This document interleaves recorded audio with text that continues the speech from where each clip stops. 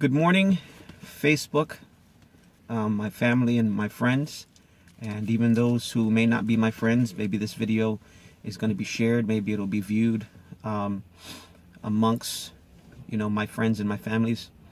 But this morning in my personal time of devotion, there was a word that I wanted to share with someone. And it's a very heavy word. And I hope that it encourages someone, and I hope that it serves its purpose. So I'm going to go ahead and share that with you. But let me say this. The Bible says that the joy of the Lord is our salvation. Many times as Christians, there are many things that we don't encounter, and there are many things that we don't walk into. There are many things that we feel have been held back, and we can't take and receive it simply because of our sin. Simply because there's something that is evident in our lives. And as a result of it, it's causing a hindrance, an obstacle. It's causing the plan and the purposes of God to kind of be at a standstill, at a halt. Well, I want to share a word about that. Sometimes you wake up in the morning and you don't feel like getting ready. Sometimes you wake up in the morning and you're discouraged. You might be depressed. Sometimes you wake up in the morning and you don't even want to go out to work. You don't want to be around family members. You don't want to be among friends. Sometimes you don't even want to eat.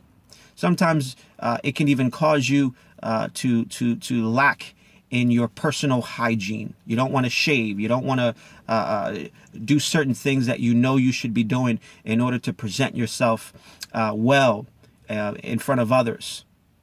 A lot of times that could be because of a sin. And I want to read a story in 2 Samuel in chapter 12.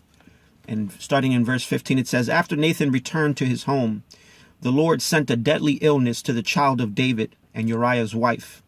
David begged God to spare the child. He went without food and lay all night on the bare ground.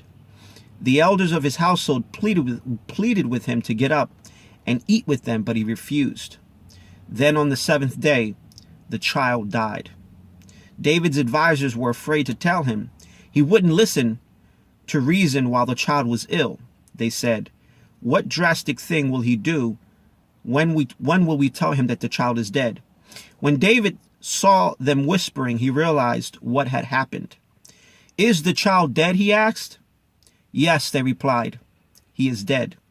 Then David got up from the ground, washed himself, put on lotions, and changed his clothes.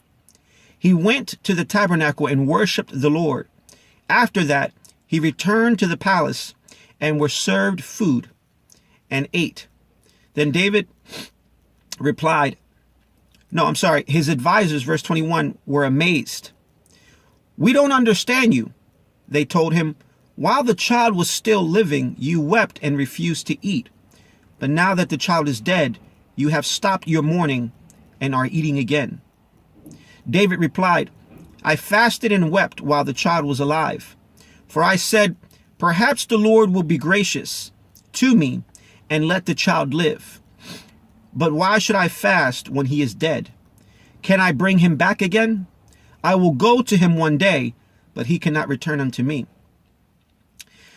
The point of me reading this is simply that David had sinned against the Lord when he committed adultery with Bathsheba, got Uriah killed. He did a host of many things. Nathan the prophet had to come and kind of let him know his stuff. David eventually repented, and there was a child that was born, and the child eventually died. But while the child was living, David knew that he had to humble himself, and David did what most of us ought to do. The Bible says that he bowed himself down to the ground, and he basically he fasted, and he wept, and he prayed, and he kind of was interceding for the child, because a lot of times whenever we have sin in our lives, it doesn't always necessarily affect us. It will eventually affect other people. In this case, it affected an innocent child. The interesting thing in the Bible that the Bible says is that David said, while he was yet alive, I fasted. But why should I fast if he's already dead? Well, let me say this. Jesus Christ is not dead. Jesus Christ is alive, and he's well, and he's seated at the right hand of the Father. And sometimes when we fast, because for personal reasons, or even for a greater issue, something is going on in someone else's life. Something's going on in your life. Something is going on at your place of employment, or maybe you want something to change in some decision that you have to make or something. The reason why we fast is not because Christ is dead. The reason why we fast is because he's alive, and we know he's alive, and one day we will be with him. But the interesting thing here is that David, he fasted and he wept. But as soon as the child died, the Bible says that he washed his face. He put on lotions and he changed his clothes. Here's the word for you. Wash your face. Put on some lotion and change your clothes. Don't allow whatever that sin is, whatever that struggle is, whatever that problem or that situation or that circumstance, whether it be finances, whether it be an addiction, whether it be an individual, whether it be a difficult person, whether it be circumstances, don't allow that to stop you from worshiping the Lord, from coming into his presence, and from fulfilling the divine purposes and plans that God has strategically created for your life. Wash your face, put on some lotion, and change your clothes. And today, go out with your head up high, but with your heart humbled, and know that the joy of your salvation is found in the Lord of your life. The Bible says that David, from that point on, he had intimacy with his wife, and they had another child. And this time the child's name was Solomon. And Solomon, the word Jedediah, Jedidiah,